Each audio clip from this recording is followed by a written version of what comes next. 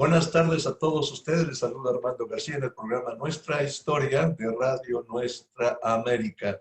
En esta ocasión, este mes de junio, estamos celebrando medio siglo de una de las masacres, genocidios más grandes que ha habido o que hubo en la República Mexicana. Me refiero al halconazo del 10 de junio de 1971. Los presentes aquí, todos somos veteranos de ese día, todos somos egresados de la Preparatoria Popular y tenemos aquí a Enrique Carlos Treviño, Joel Ochoa, Severiano Sánchez y Carlos Arango.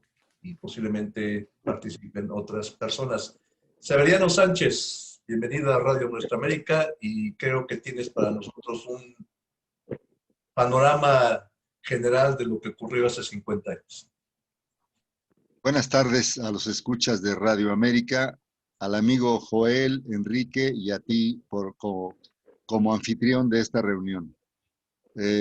Bien, es importante comentar a los radioescuchas que el Estado mexicano en los años 70 tenía una política de represión, de animadversión, de ataque continuo a los jóvenes, no solo estudiantes, sino en general su actitud era muy marcadamente autoritaria. Nosotros venimos de aquella gesta del movimiento estudiantil de 1968, que se genera por un acto de represión bárbaro de los granaderos y la policía a jóvenes estudiantes de nivel vocacional en el poli de 15 a 17 años, que eran los 2 años que se cursaba la vocacional. Eso generó un movimiento grande, intenso, muy aleccionador. Aprendimos muchas cosas, sobre todo aprendimos a tener conciencia, tener libertad de pensamiento, tener nuestra propia idea de lo que es el mundo, el país, y nos formamos una idea muy mala de lo que era el gobierno. Un gobierno que decía que era emanado de una revolución que para nosotros no nos comunicaba nada, no nos emocionaba, la sentíamos lejana. Le sentíamos lejano a su gobierno, a su presidente, a sus diputados, a sus políticos. Todos nos parecían pasados de moda, mentirosos, pues ya añejos, y no había una comunicación con la juventud. Por eso el gobierno terminó reprimiendo salvajemente al movimiento estudiantil del 68, el 2 de octubre de 1968. Pasado el movimiento, como los presos estudiantiles no salieron durante más de 2 años y medio, y como los que quedaron libres tenían que andar a salto de mata, tenían que andarse escondiendo porque había órdenes de aprehensión o podían detenerlos y fincarles un proceso inventado. Entonces todos los jóvenes que en el 68 teníamos 18, 19 años, tuvimos que armarnos de valor, tuvimos que determinarnos a brincarle al podio y empezar a conducir asambleas, empezar a tomar acuerdos, empezar a pensar como responsables de conducir el movimiento, primeramente de nuestra escuela y posteriormente unirnos con otros compañeros para ver qué íbamos a hacer como movimiento estudiantil. Fue así como nace la unidad entre la Escuela Superior de Física y Matemáticas a la que yo acudía, en la que yo estudiaba, y la Prepa Popular y muchas otras escuelas, por supuesto. Esa unión se fue dando poco a poco en un ambiente muy difícil para los activistas que queríamos volver a levantar el movimiento, volver a lograr que las escuelas tuvieran su asamblea general, tuvieran opinión, discutieran problemas, saliéramos a la calle, repartiéramos volantes, es decir, que el movimiento, aún en las condiciones de aislamiento, represión y persecución, no murieran. La prepa popular siempre fue un espacio de mucha libertad en razón de que no tenía autoridades institucionales, sino era una especie de autogobierno que los compañeros y los alumnos se daban, y entonces había más libertad, no sentían tanto la ofensiva. En las escuelas, con mandos burocráticos, con directores generales burocráticos sujetos a la opinión del presidente o del PRI, nos soltaron a los porros, nos soltaron agentes encubiertos que espiaban a cada uno de nosotros, que nos seguían, que levantaban fichas, etcétera. Todo esto es importante que lo sepan los escuchas que radican en Estados Unidos, porque era una política permanente de persecución. Ya no teníamos la libertad de salir a las calles, a volantear, a hacer mítines, a ir a los mercados, a las puertas de las fábricas, a comunicar nuestro movimiento, sino que ya teníamos que cuidarnos, y no solo cuidarnos, sino andar pues casi con alguien que, si se daba cuenta que te detenían, pues diera aviso para que la gente supiera qué te había pasado. Así navegamos durante 69, 70, 71, movimientos en cada escuela, defensa contra los porros, agresiones de agentes, espionaje, asaltos como los que sufría constantemente la prepa popular y que dañaban sus instalaciones, etcétera. Cuando llega el 70, ya en la Universidad de Nuevo León tenían un movimiento en reclamo de la autonomía universitaria, que significaba una nueva ley orgánica publicada, validada por el Congreso del Estado, que permitiera que la autonomía no fuera una aspiración, sino fuera una ley vigente y además apoyada por un organismo público como es el Congreso del Estado. El gobernador de esa Universidad de Nuevo León, de un estado fuerte económicamente, con gente recia, con gente participativa en Trona, el gobernador de ese estado había castigado a la universidad, reduciéndole presupuesto e imponiéndole una ley orgánica totalmente contraria a lo que los estudiantes y profesores pedían, e imponiéndoles a un militar de apellido Treviño como rector. Obviamente los estudiantes, como todo grupo estudiantil consciente, no estuvo de acuerdo, rechazó tanto la ley orgánica, al rector y al gobernador por todo lo que habían hecho con el presupuesto, y siguió movilizándose. Hubo marchas, plantones, hubo desplegados, hubo enfrentamientos, hubo gente en la cárcel, y la razón es muy clara. Había una célula del Partido Comunista muy fuerte, muy importante en ese tiempo, y tenían buena presencia y buen prestigio en esa universidad. De tal manera que el movimiento llegó hasta la Ciudad de México y nos pidieron apoyo. Un apoyo que nosotros, después de escucharlos detenidamente, después de conocer a fondo su problemática y discutir que sí era prudente, porque nosotros andábamos en las mismas. La universidad pedía una reforma universitaria, había un grupo fuerte en economía, ahí estaba el tocayo de Joel Ortega, ahí estaba Pedro Castillo en Derecho, y había muchos compañeros que estaban pensando y luchando por una reforma universitaria. Nosotros como politécnicos también estábamos resintiendo lo que era el reglamento interior del Politécnico, porque estaban corriendo profesores y alumnos de manera constante, sobre todo a los que habían tenido una destacada participación en el 68.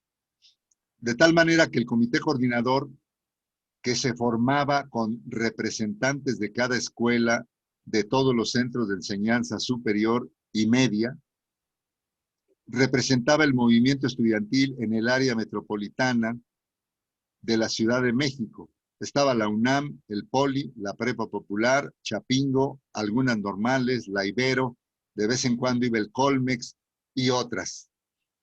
Se acuerda la marcha para el 10 de junio y en ese momento Echeverría, al ver que no habíamos caído en el engaño de que él ya había solucionado el conflicto, porque Echeverría quita al gobernador.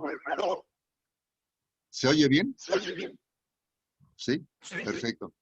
Echeverría quita al gobernador, aprovechándose de la inconformidad de los estudiantes, quita al rector, quita la ley orgánica, nombra un gobernador sustituto que se llamaba Luis M. Farías, mete un nuevo rector que no era el rector que los estudiantes y los profesores querían, y mete una copia de la ley orgánica de la Universidad Autónoma de México, pero que tampoco era la ley orgánica que proponían y empujaban los estudiantes y profesores. De tal manera que los estudiantes de Nuevo León nos dicen, no hay solución, no es cierto que Echeverría ya resolvió el problema. Nosotros no fuimos llamados al Congreso Estatal para dar nuestra opinión, ningún académico opinó, ninguna autoridad estuvo presente en las discusiones, fue una decisión del Congreso del Estado, sin consulta a la ciudadanía universitaria, por lo tanto, pues no estamos de acuerdo. El comité coordinador dijo, entonces, vámonos a la marcha, se convoca, se vuelve a discutir en todas las escuelas, se ratifica el acuerdo de salir y el 10 de junio a las 5 de la tarde, más o menos, salimos. No voy a hablar de las calles porque la gente no las conoce, pero es una zona escolar del Politécnico, un campus, digamos, un campus universitario, en donde había 6, 7 escuelas superiores.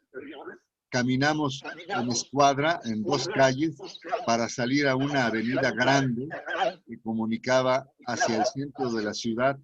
Nuestro destino era el Monumento a la Revolución, saliendo del casco de Santo Tomás, que es una zona escolar politécnica, muy cercana a la prepa popular, a menos de 10 minutos, digamos, Tacuba. Los Halcones era un grupo paramilitar formado por lumpenproletarios, vagos, drogadictos, pero entrenada y fortalecida por militares, tanto de bajo rango como de alto rango. Este cuerpo había existido desde el 68,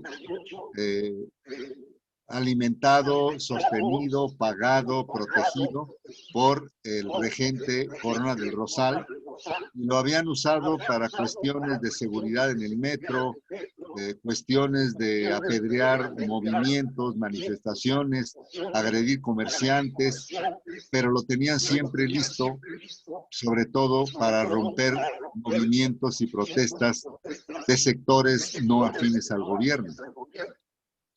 Ese día los halcones estaban ahí, protegidos por la policía, protegidos por cuerpos secretos de la policía, autos, patrullas, camiones, tanquetas que habían traído de Israel. Y esos halcones habían sido entrenados a principio de año en Estados Unidos, y algunos militares jefes de los halcones habían sido llevados hasta la Universidad de las Américas, que era una escuela que el gobierno de Estados Unidos había formado y había instituido en Panamá para contrarrestar todos los movimientos de izquierda de América Latina. Es decir, era una escuela de contrainsurgencia para romper movimientos y permitir que los gobiernos, aunque fueran impopulares, se mantuvieran a sangre y fuego en el cargo. Avanza la marcha, vamos coreando nuestras consignas. Básicamente las consignas eran apoyo a la Universidad de Nuevo León, unidad obrero estudiantil, reforma universitaria democrática, abajo el reglamento interior del Poli, no a la reforma educativa que proponía el gobierno y rechazo a la apertura democrática que engañosamente manejaba el presidente, diciendo que a partir de él, que antes de él todo era represión, que a partir de él todo era democracia, diálogo, entendimiento, que confiáramos en él. Y varios intelectuales ya habían caído en el garrito: Octavio Paz, Fuentes, Benítez y una serie más, Cuevas, que decían que Echeverría era la solución, que era la salida, que era la esperanza para que el país restañara sus heridas. Falso completamente. No sé si me pasé ya mucho tiempo. No, está bien. Nada más puedes resumir. Ok, voy a resumir. Paro en la represión y que participen otros. Ya cuando vamos en la marcha, la Normal es un edificio muy largo, su pared es larga y no hay bocacalles. Todos los halcones atacan por las bocacalles que desembocan al cuerpo del edificio de la Normal, primero con garrotes llamados kendos o varas, que eran usados en artes marciales, siguen siendo usados en artes marciales. El primer ataque y el segundo ataque suceden en 4 o 5 puntos. La calle de Sor Juana Inés de la Cruz, Amado Nervo, la esquina de Avenida de los Maestros y México-Tacuba, y el Cine Cosmos, que es México-Tacuba e Instituto Técnico, ahora Circuito Interior. Simultáneamente atacan, primero con kendos, varas, golpes, son rechazados por la acción valiente de muchas escuelas, entre las que se distinguió, pero muchísimo, la Prepa Popular. Ellos venían con la mentalidad de que íbamos a ser probablemente agredidos. Llevaban, pues algunos llevaban algún garrote, otros con el cinturón, otros llevaban algunas piedras, pero la masa estudiantil se defendió y lo resistió. Enseguida se replegaron a donde estaban los camiones de la policía, los autos particulares, y sacaron armas, pistolas de uso militar y rifles de uso militar M1, M2, calibre mayor. Se dejan venir ya no solo con los kendos, vienen con kendos todavía y vienen disparando. En ese momento, el punto en que me agarran a mí es en Sor Juana, y a unos 20, 30 metros estaba la puerta de la Normal de Maestros, abierta, porque era una puerta de servicio para la salida de los alumnos, para meter en camiones cosas que requiriera la Normal. Corremos y sobre la corrida van cayendo compañeros, van cayendo heridos de bala en la espalda baja, etcétera. Muchos caen sobre la calle, otros alcanzan a caminar todavía heridos. Entramos rápidamente a la Normal y ahí nos vemos varios. Yo recuerdo que ahí, entre la confusión, pude ver a Joel, que estaba ahí organizando a la gente: métanse, protéjanse, vamos a ver si podemos reorganizar la marcha. Ahí, en ese punto, cayó muerto un compañero de la ENA, llamado Josué Moreno Rendón. Otros traían la cabeza descalabrada por los kendos y otros traían alguna herida. Había clases, había niños en los salones, había maestros y algunos padres, que siempre hay padres haciendo algún trámite, esperando a sus niños. Para ese momento ya eran entre 5:30 y cuarto para las 6, o 6 ya, porque la marcha arrancó a las 5 y cachito y ya llevábamos casi una hora en toda esta agresión. Yo salgo, me sigo por esa diagonal, esa calle que va a dar a otra puerta de las mismas dimensiones, pero sobre la México-Tacuba. En lugar de irme para Colegio Militar y esconderme, me regreso a la Normal, hacia la Normal. Cruzo la calle, empiezo a ver con qué puedo, pues, defenderme o apedrearlos o parillarlos, tomo ladrillos, pedazos de piedra, había obras por ahí, y empiezo a lanzar objetos. Algunos llegan, algunos no, me ven un par de halcones y se dejan venir.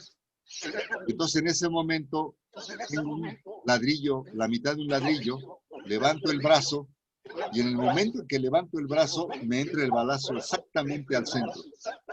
Me sale por el centro de la axila y me rompe todo, me atraviesa el brazo, prácticamente me atraviesa el brazo y aquí están las operaciones que me hicieron. No me tumba, me giro el lado contrario del metro y era la calle Tonatzin. Avanzo unos metros, veo un portón de vecindad abierto, trato de entrar, una señora llorando me dice, no, por favor, nos van a matar a todos. Si usted se mete aquí como viene ensangrentado, pues van a creer que lo estamos protegiendo. Por favor, no haga eso. Salgo, veo que tengo 4 orificios de M1, que me voy a desangrar, empiezo a razonar tranquilo, digo, cálmate, cálmate, porque si te desesperas te vas a morir, cabrón.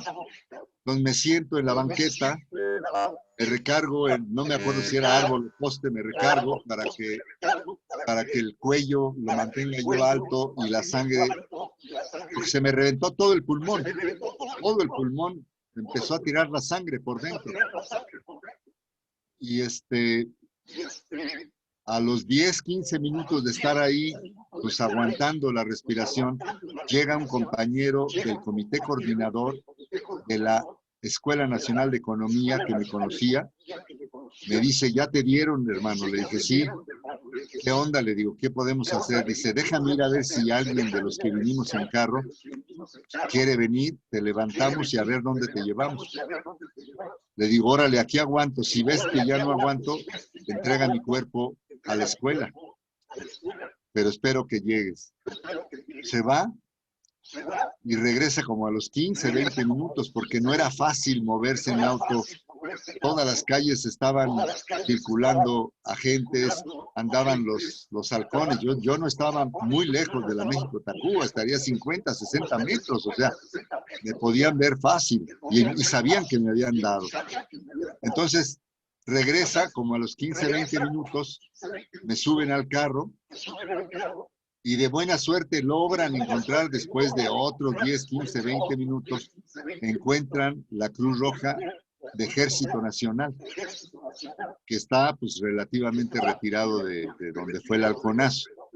Y ya, me dejan ahí, les digo, tírenme en la banqueta, váyanse, porque los van a detener, váyanse, déjenme ahí, ya no aguanto, ya estoy empezando a escupir sangre. Y así lo hacen, sale una camilla, meten al hospital y en ese momento me voy. En ese momento digo, chin, ya no pude seguir luchando, ya no pude mantenerme vivo, tenía yo fuerza, determinación y en ese momento se me apaga la conciencia. Ok, lo demás si quieren lo platico en otra.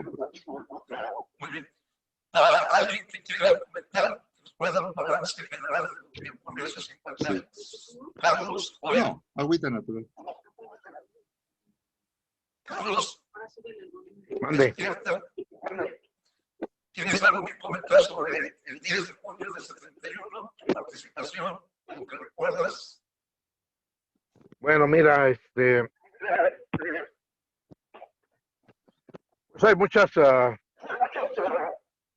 hubo una experiencia muy grande, especialmente porque nosotros en el 10 de junio, pues estuvimos empujando toda la cuestión de que se llevara a cabo la marcha. Había varios compañeros que estaban opuestos a la marcha. Y entonces, pues en los días anteriores había habido un debate pues largo sobre la importancia de la marcha. o si no era adecuado ir a la marcha. Ese es el parámetro, yo creo, de la discusión política que se llevó a cabo en el Comité Coordinador de Comités de Lucha. Y bueno, estar ahí presente ya ese día, sabiendo de antemano que el gobierno pues iba a tener una acción de provocación o una, bueno, que nos iba a provocar. No sabíamos en qué dimensión iba a ser esa provocación. Estamos entre los primeros grupos, muy cerca de donde estaba Marcué Pardiñas, cuando pues llegan los ganaderos y le dicen, señor, su manifestación no está permitida.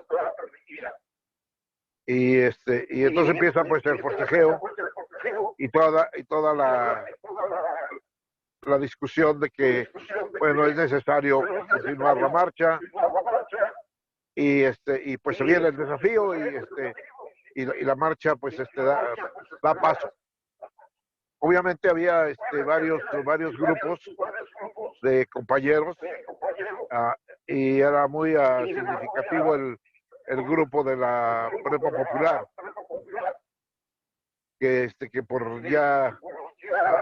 por un bastante tiempo habían estado luchando por muchas cuestiones de vinculación, no solo con la lucha de la prepa, sino con luchas que se estaban dando en la zona, o sea, con la cuestión de irse vinculando a las luchas populares.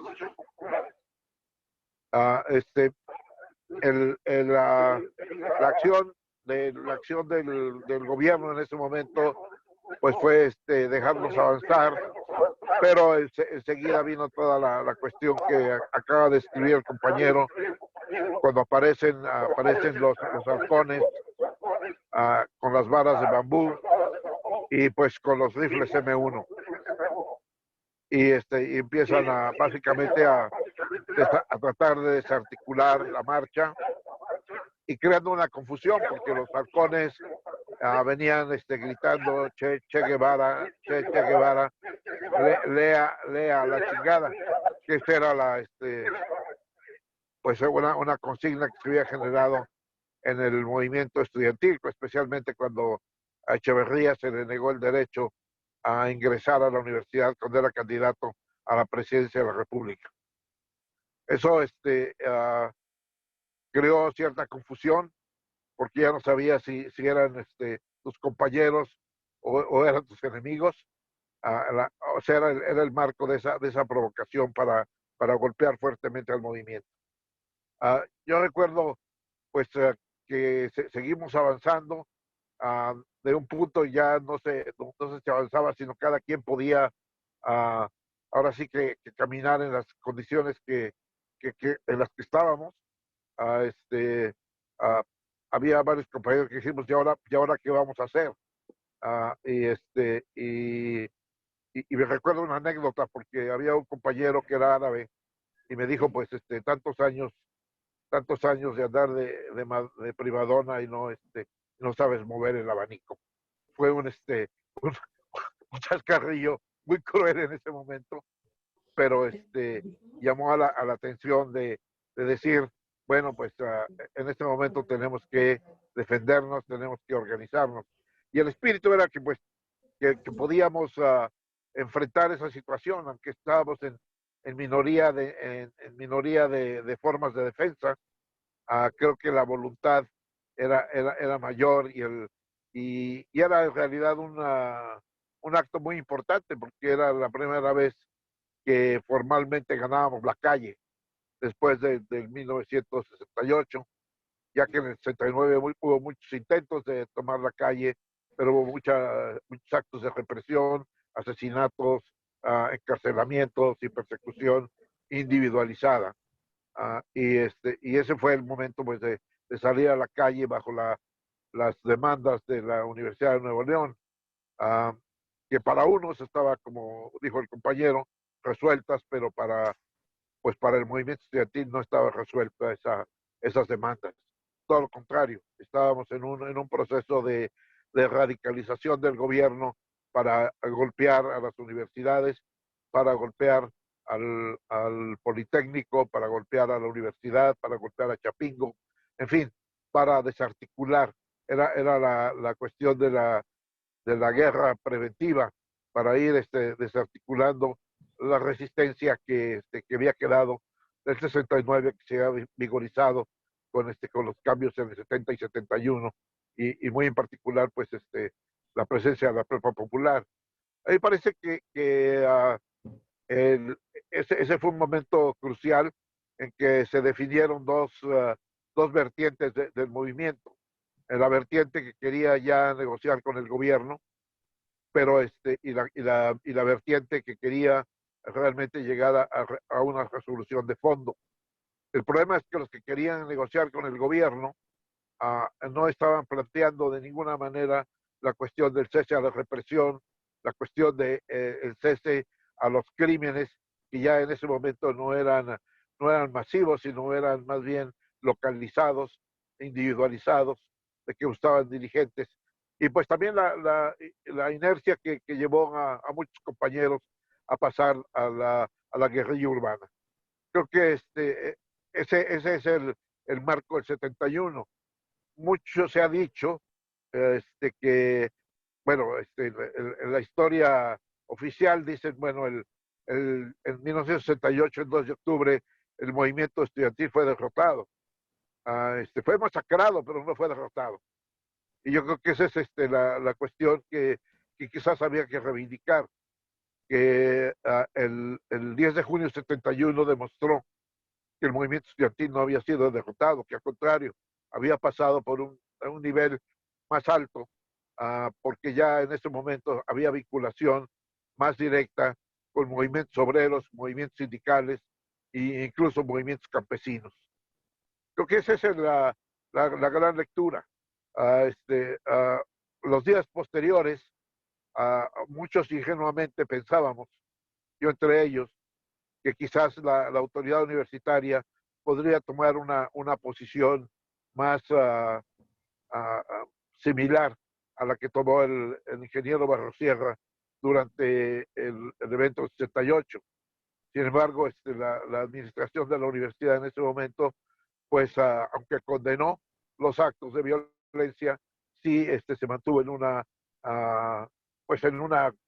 relación directa con el gobierno, la cual finalmente pues rompió, porque en las medidas que Pablo González Casanova quería hacer cambios democráticos en la universidad, obviamente estos le fueron negados por el gobierno, y eso implicó que Echeverría, en el magnum de un montón de cosas que pasaron después, lo obligara a renunciar a la rectoría de la universidad, y entonces sí nos trajeron el fascismo puro, ¿no?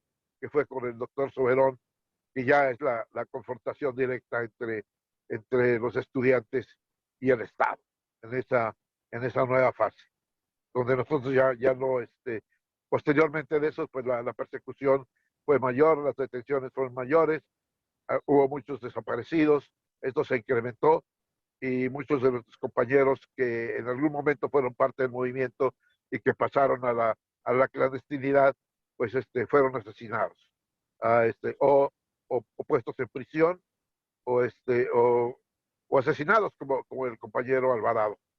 Pero en fin, nada más eso quería comentar, no, no más para ponerle un punto ahí de comentario. Muchas gracias. Excelente, Carlos. Excelente. Que yo, en lo personal, no quiero que mucho atrás, todos están diciendo todo lo que vivimos, pero vale la pena recordar a todos nuestros compañeros, a Jorge de la Peña y a Francisco Tavares. ¿No me oyen?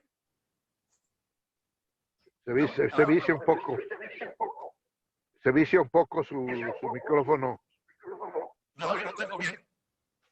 ¿Me escuchan ahora? ¿No?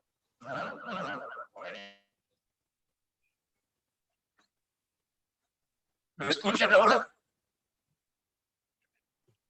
¿No me escuchan? Sí, sí. Creo que lo tienen que...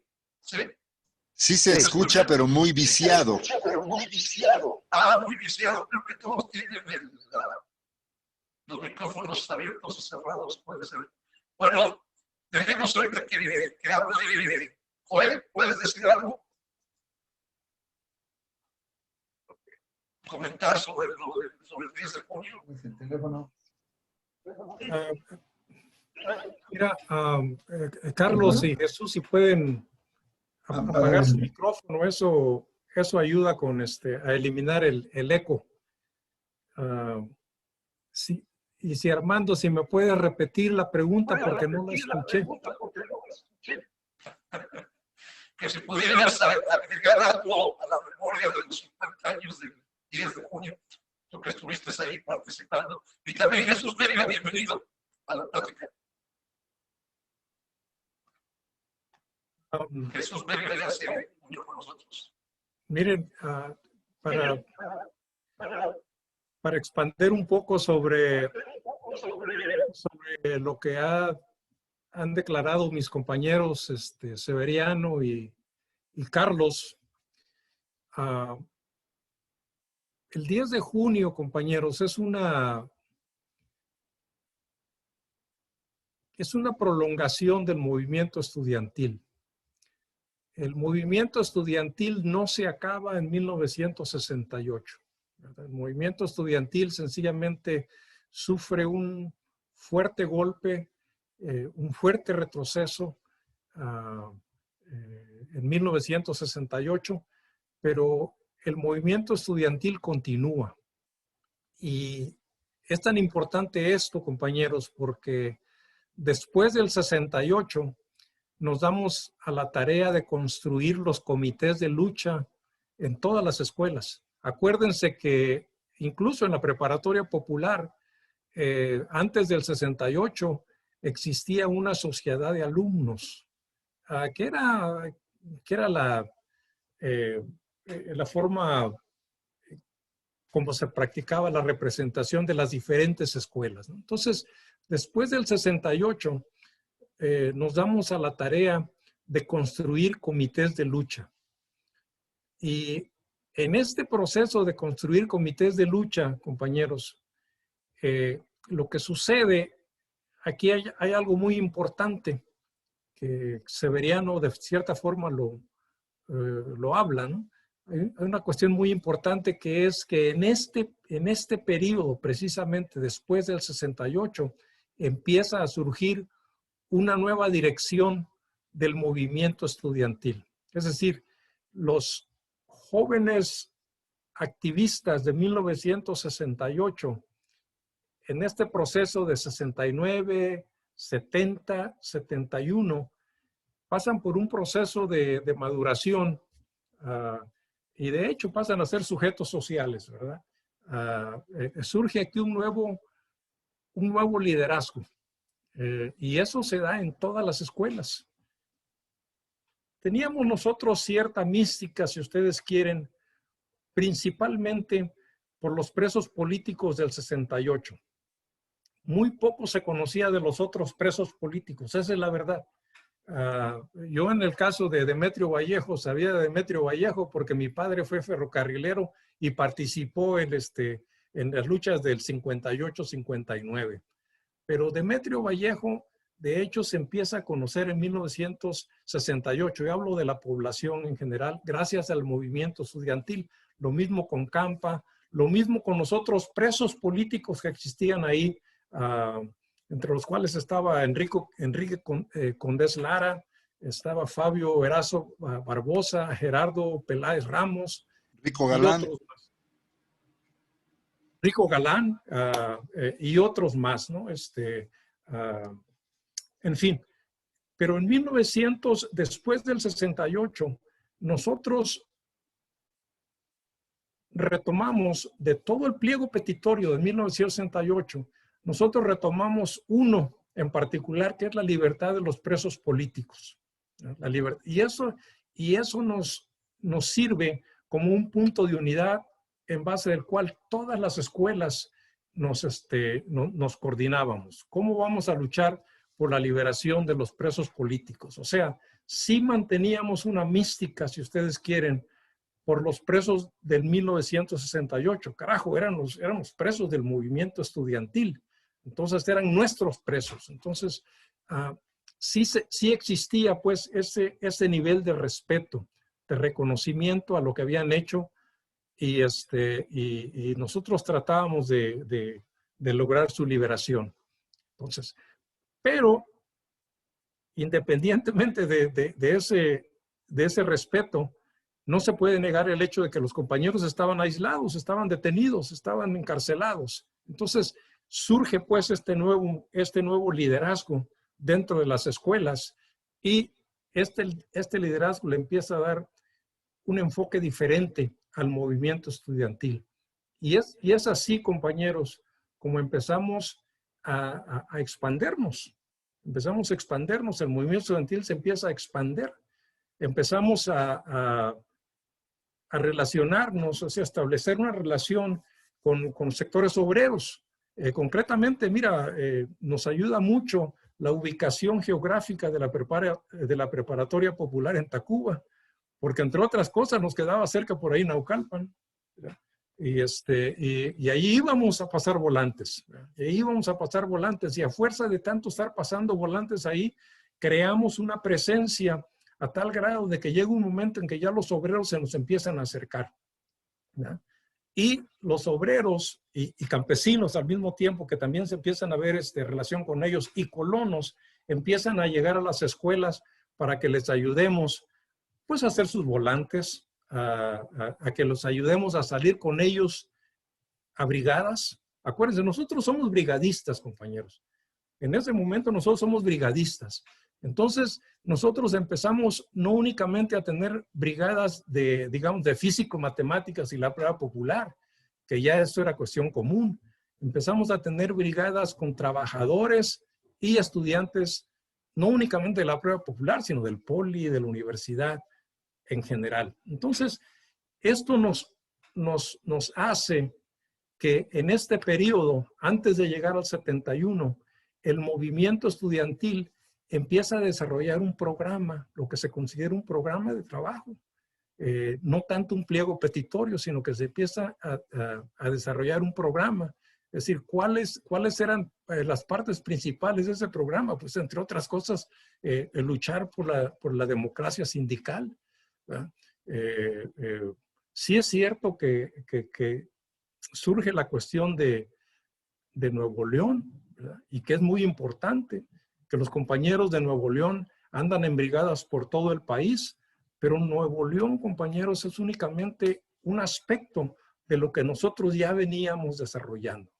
Entonces, llegamos a 1971 y Nuevo León se convierte en algo así como el detonador, ¿verdad? Pero no es el único punto dentro del programa que nosotros estamos desarrollando. Y algo muy importante es de que hasta 1971 existe un gran nivel de unidad dentro del movimiento estudiantil.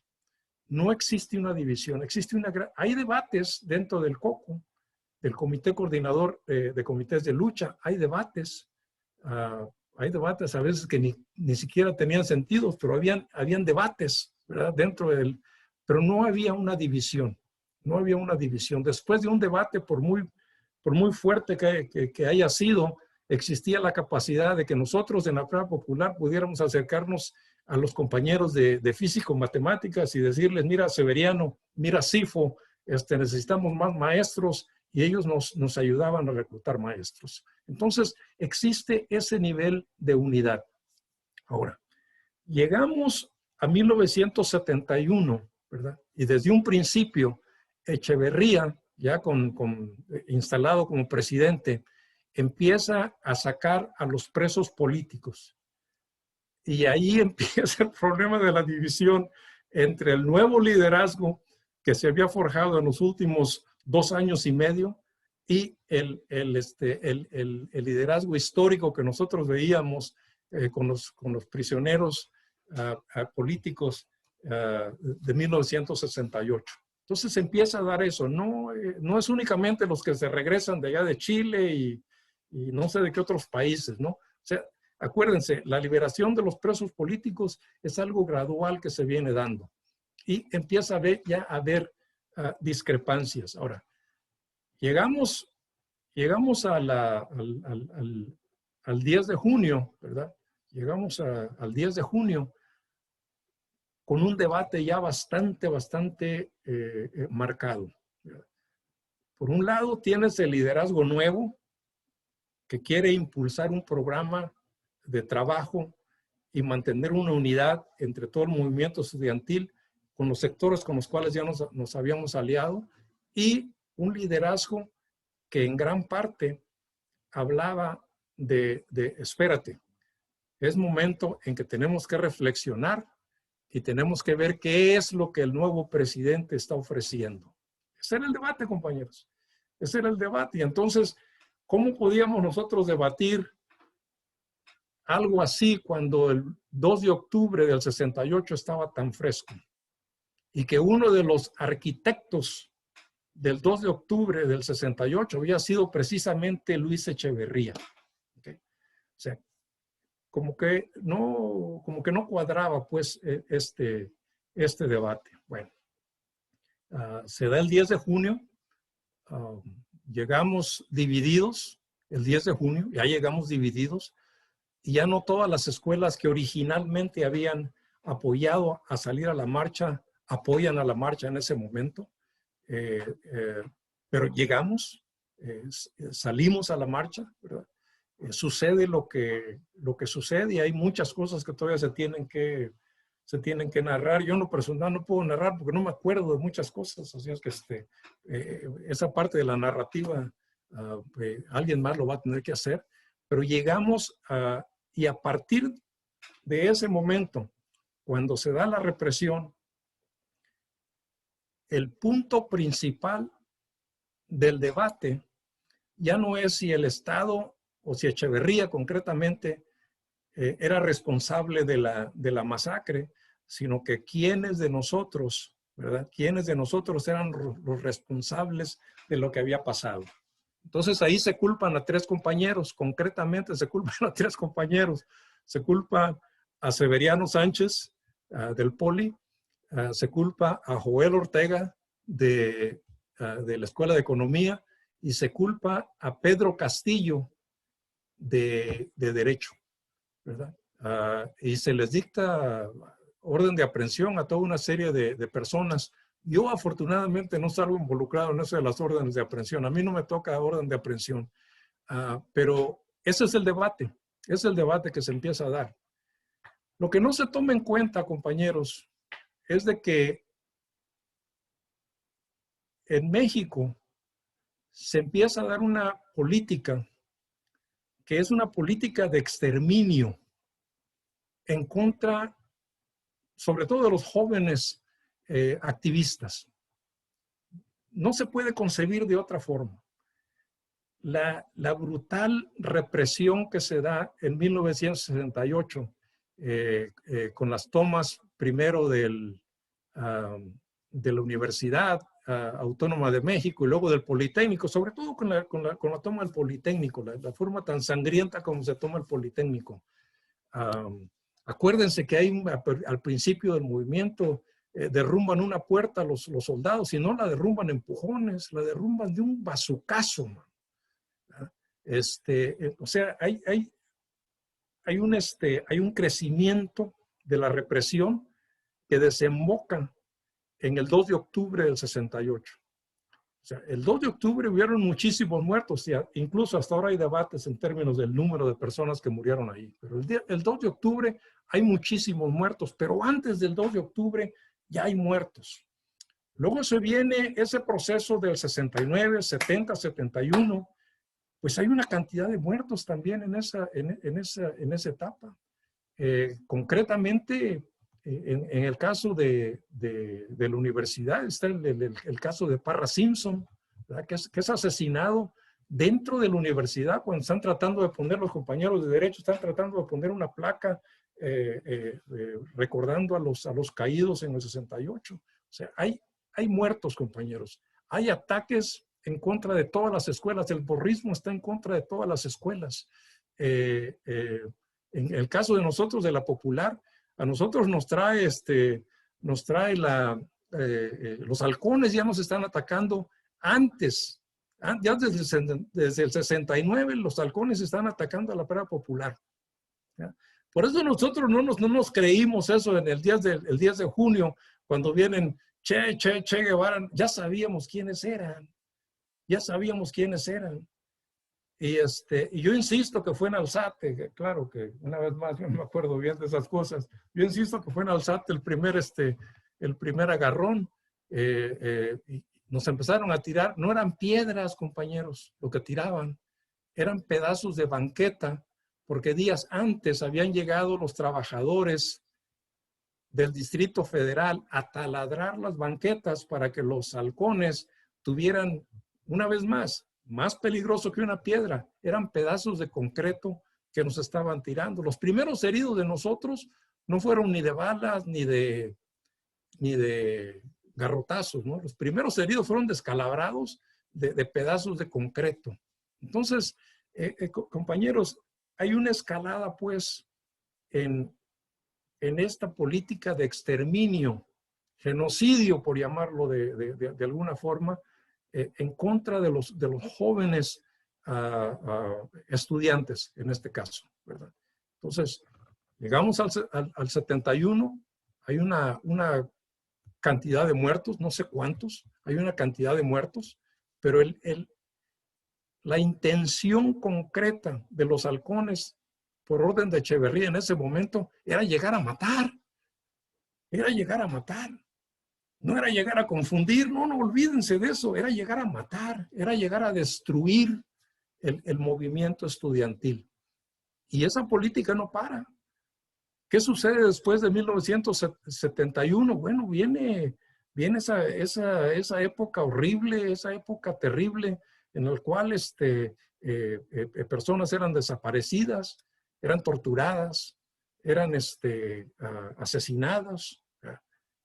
Si te metían a la cárcel, pues ya corrías con suerte que habías sobrevivido a todo eso. O sea, es eso que se llama la guerra sucia en México. Es parte de la política de exterminio que ya se venía arrastrando desde antes de 1971.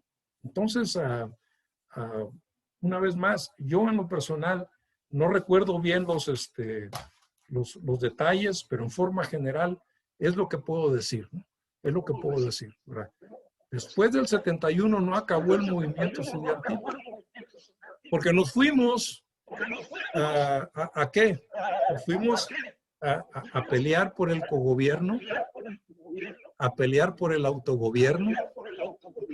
Nos fuimos y nos aliamos a las luchas obreras, más concretamente nos involucramos con colonos, nos involucramos con campesinos y vean lo que sucede, ¿no? Y el movimiento tiene la capacidad de mantenerse mucho tiempo y mantener esa agenda de trabajo que había desarrollado en los años difíciles del 69, 70 y que la pone en la luz pública en 1971. Ok, muchas gracias a Enrique Carlos Treviño.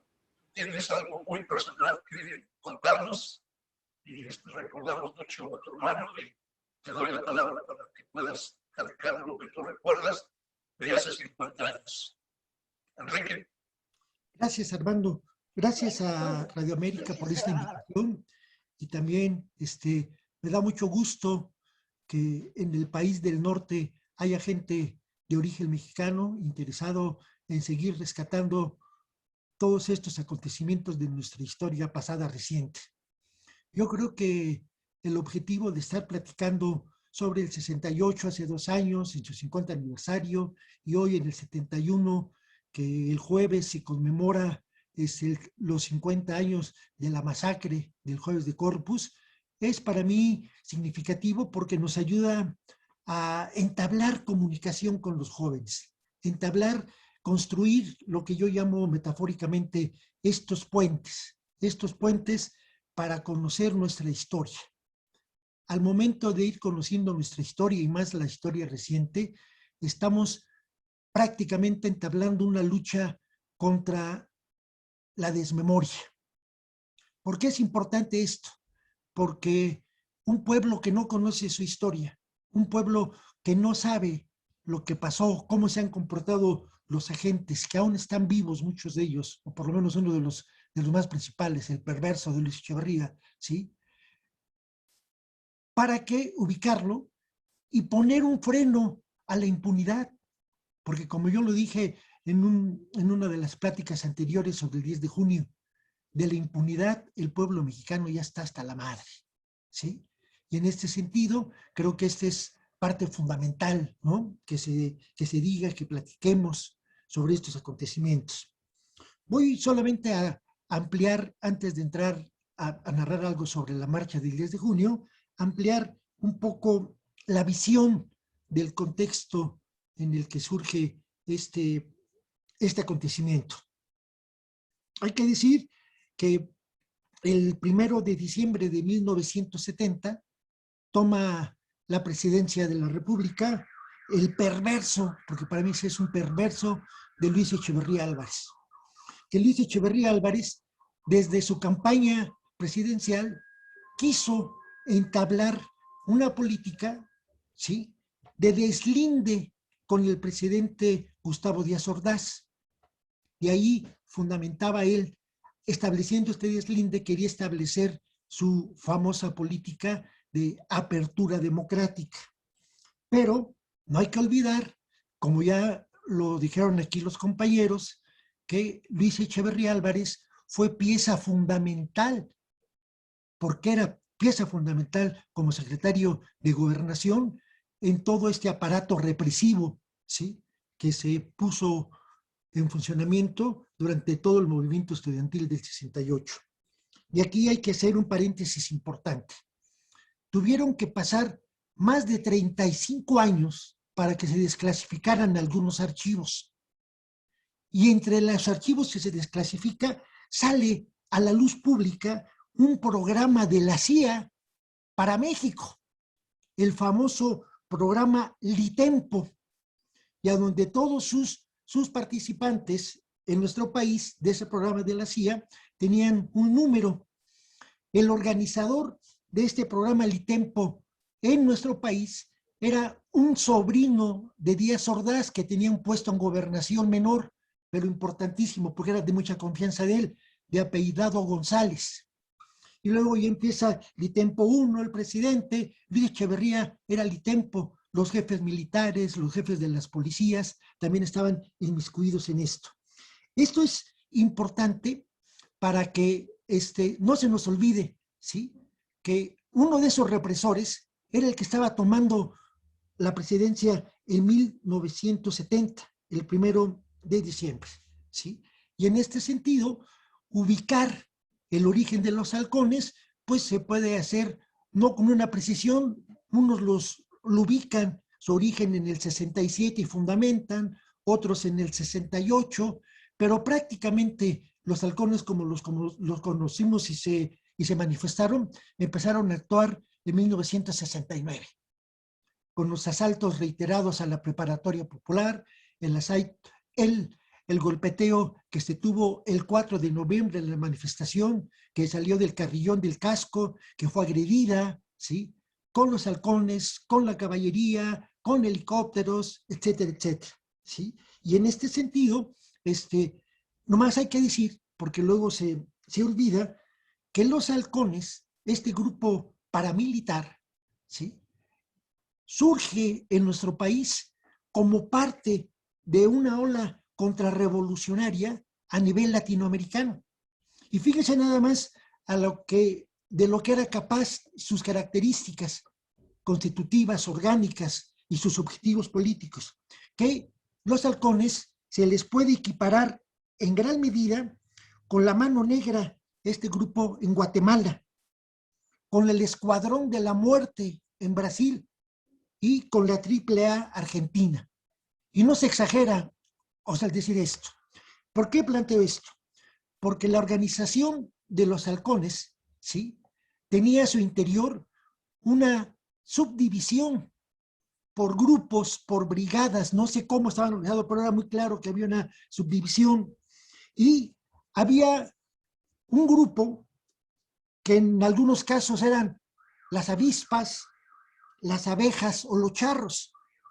El 10 de junio se presentaron como las avispas y las abejas. Y en la comunicación que logró captarse por unos estudiantes del Politécnico entre la central de la policía, ¿sí?, y las patrullas que estaban en la zona de conflicto, los alumnos captan, ¿sí?, esta comunicación, se oye muy claramente esto. Otro grupo, ¿sí?, este grupo, las avispas, las abejas o los charros, era el grupo de élite, el grupo que se encargaba de la utilización de las armas, manejo de armas, ¿sí? M1, M2, ¿sí?, asalto a cuchillo, etcétera, etcétera. Luego venía otro grupo denominado propiamente los halcones, que era el mayor grupo, que era el de los golpeadores, los que fueron prácticamente reclutados en colonias, en mercados, en las gentes que participaban en el aseo y limpieza de los parques del DF, ¿sí? Luego otro grupo que se denominaban los acuarios, que ellos realizaban la penetración de los movimientos, cualquiera que fueran estos, en escuela, en cooperativos, en comunidades, etc. Y en el nivel estudiantil se les dice genéricamente los porros. En la universidad tuvo varios nombres. Vamos a quedarnos con los Pancho Villa, aunque llevaban otros nombres. Esto se vio muy claro porque cuando entra en operación los halcones, ¿sí?, se ve claramente que un grupo, una brigada, va directamente hacia los periodistas, trata de golpearlos, de arrebatarles sus cámaras, de velarles sus fotos, de romperles sus notas. ¿Por qué? Porque se quería construir una historia que se presentó su esbozo en la noche que al día siguiente ocupó casi las primeras planas de todos los periódicos, que se decía enfrentamiento entre estudiantes. Nunca ningún periódico dijo claramente que era un grupo paramilitar el que había atacado a la marcha, ¿sí?, sino que se planteaba como un grupo entre estudiantes. Otra vez la perversidad de este tipo, ¿sí? Y en este sentido, lo dijo ya muy claramente Joel Ochoa. A mí solamente me basta con repetirlo porque es importantísimo que no perdamos ese punto, porque ese punto lo distingue de cualquier enfrentamiento.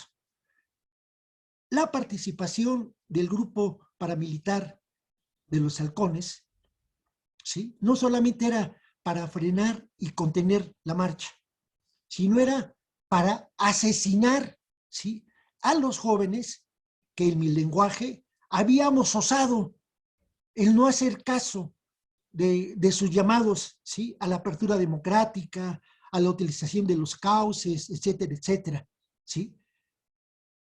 Como se sale a la calle, como nosotros salimos a la calle, ¿sí?, era reprimir, matar a esto. Y esto no solamente se da con las características al grupo de los halcones, de golpeadores, prácticamente en los 4 frentes que casi se abrieron simultáneamente, el de Alzate, el de Sor Juana, el de Amado Nervo y el de la Calzada México-Tacuba, ¿sí?, casi en su primer enfrentamiento con los estudiantes fueron contenidos. Ellos sí fueron contenidos y resultaron varios golpeados, ¿sí? Se abren y entran los grupos que venían armados. Ya desde ahí es un acto completamente, como lo dijo Joel, de una guerra sucia, ¿sí? Además, y esto es el punto que para mí es clave, y yo las veces que he platicado con Pedro Castillo y he platicado con otros compañeros, me lo explican muy bien, y mi hermano prácticamente fue víctima así, la existencia de francotiradores. La existencia de francotiradores y su comunicación con las gentes que andaban a pie en los distintos sitios en que estaba el enfrentamiento. Los francotiradores recibían órdenes y decían un joven con características y hacían un retrato de Severiano. La explicación que nos dio Severiano ilustra muy bien esto. Lo venían cazando, lo vieron y en el momento que hace este movimiento, ¡pum!, le dan, ¿sí? Esto para mí es el punto que no hay que olvidar y hay que estarlo remachando constantemente, ¿sí? Y hay que exigir, una vez más, que se abran los archivos del Archivo General de la Nación, de que se abrieron, de repente se cierran, cuando se vuelven a abrir ya desaparece uno que otro documento importante. Entonces, una característica que para mí tiene la manifestación del 10 de junio y que solamente nosotros, los alumnos de la Prepa Popular, lo hemos llamado la atención, yo no lo he escuchado con ningún otro analista, es que un porcentaje significativo, yo me atrevo a decir que más de la mitad de la marcha, eran jóvenes de 16, 17 años y que era la primera vez que salían a una manifestación. Recuerden, la Prepa Popular, en su primer generación, en enero entramos 1,200 alumnos.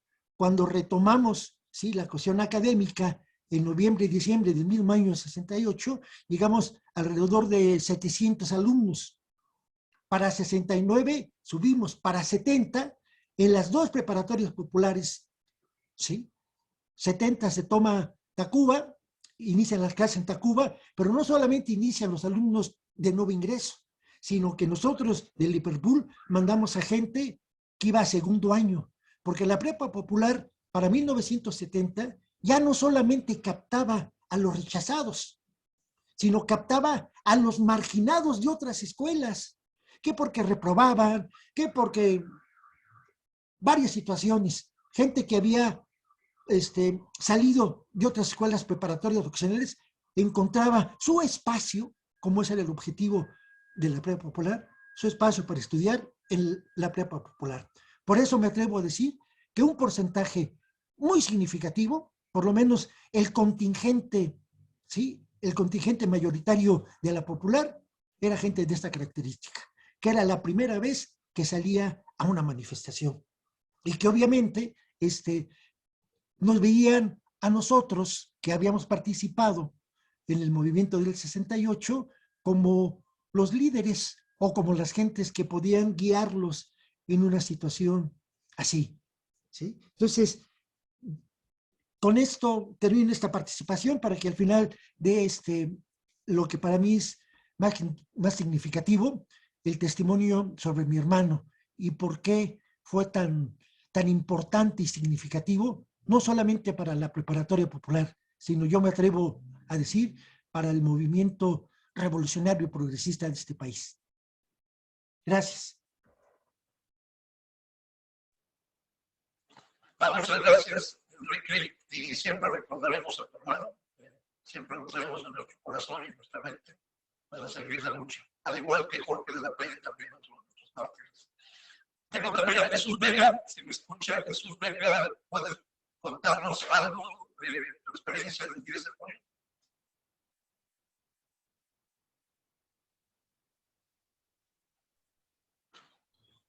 Bueno, buenas tardes a todos. Disculpen la tardanza en conectarme, pero yo en eso de la cibernética soy analfabeto. Entonces me tienen que echar la mano para poderme conectar. Yo tengo una idea desde que formamos la preparatoria popular ahí en la universidad. Algo que nos identificó a todos los que formamos esos grupos ahí en la Facultad de Filosofía y Letras Era la primera necesidad, la de tener nuestros estudios de bachillerato, de la preparatoria, porque la mayoría habíamos sido rechazados por un examen de admisión que aplicaban cada año, o siguen aplicando más bien todavía. Y en ese examen se seleccionaba no tanto los conocimientos, sino posiblemente, vamos, la capacidad económica era lo que más lo tomaban en cuenta. Entonces, los rechazados éramos muchos, muchos platicando ya de grandes excompañeros de la preparatoria, decimos, no, pues estábamos muy, muy amolados, ¿no? Porque de verdad muchos padecíamos hasta hambre desde chavos, más chicos. Entonces, esa primera identificación y como personas, como jóvenes, como adolescentes que éramos, y el trabajo que hicimos en equipo para conseguir todos los aditamentos que necesitamos para estudiar, quizzes, borradores, pizarrones, bancas, todo eso nos fue haciendo una identidad de lucha y una identidad de trabajo en grupo, de solidaridad. Y todos los acuerdos eran tomados a través de juntas o asambleas, juntas en los grupos y asambleas en forma general, para determinar cuáles eran los pasos a seguir día a día en la preparatoria popular. Desde que entramos fue una lucha permanente en el sentido de organizar para conseguir maestros, organizar salones, organizar horarios,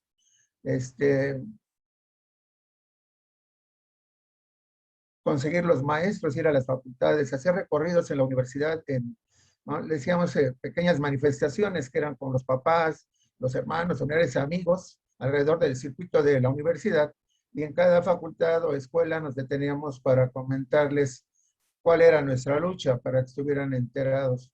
Y a la vez solicitábamos su apoyo, y si alguien quisiera dar clases, bueno, se podía anotar ahí en la Facultad de Filosofía para que nos pudieran ayudar dándonos clases. Ese es en parte el inicio de la preparatoria. Infiltrados. Yo siempre he considerado que estuvimos infiltrados porque a pesar de que no teníamos esa experiencia, yo me acuerdo de un compañero de 410, que fue el grupo donde yo quedé inscrito. Había un muchacho que le pusimos el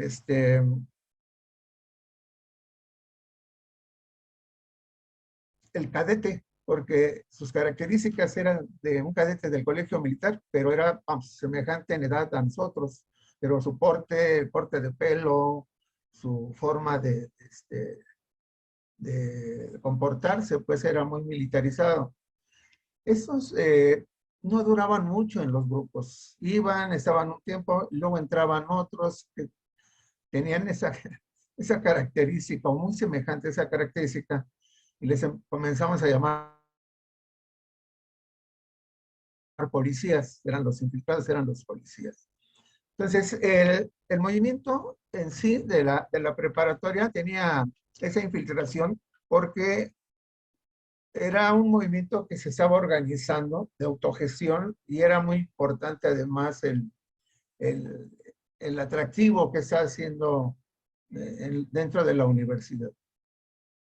Entonces teníamos muchas escuelas que nos apoyaban, y había otras facultades que no nos apoyaban, pues más donde había más porros.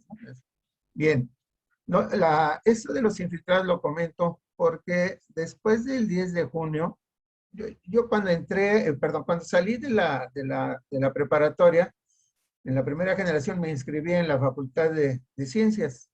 Ahí el comité de lucha de la Facultad de Ciencias estaba muy concentrado en la liberación de sus presos, porque había varios compañeros que habían sido líderes en el 68 y estaban en Lecumberri. Entonces, propiamente, las brigadas que se formaban en el comité eran de apoyo por liberación de los presos políticos. Y en ese entonces yo me inscribo para dar clases en la preparatoria de Tacuba de biología. Y en el comité de lucha de ciencias, cuando se hace la asamblea para determinar si participamos o no en el movimiento de la marcha del 10 de junio, hubo, vamos, no una división, pero es un debate fuerte en el sentido de que no se debería de apoyar porque podía haber represión, y otra parte el apoyo a la Universidad de Nuevo León, etcétera. Entonces yo decidí irme ese día con el contingente de la preparatoria popular. Ahí no nos conocíamos, y nos apoyábamos, y era una oportunidad de volvernos a reunir, ya estando cada quien en la carrera, bueno, ya reunirnos nuevamente en el contingente de la preparatoria. Ese día, cuando inicia la marcha, voy a saltar cosas, voy a tratar porque para mí se me hace importante. Cuando ya estamos en la marcha, íbamos casi a llegar a la casa de Tacuba, y fue ahí donde nos dividieron. El ataque como que fue frontal a la cabeza de los que íbamos en la cabeza de la preparatoria, porque el primer enfrentamiento, el primer ataque que se dio fue de golpes, de golpear con las varas y pedradas y demás, hasta ahí.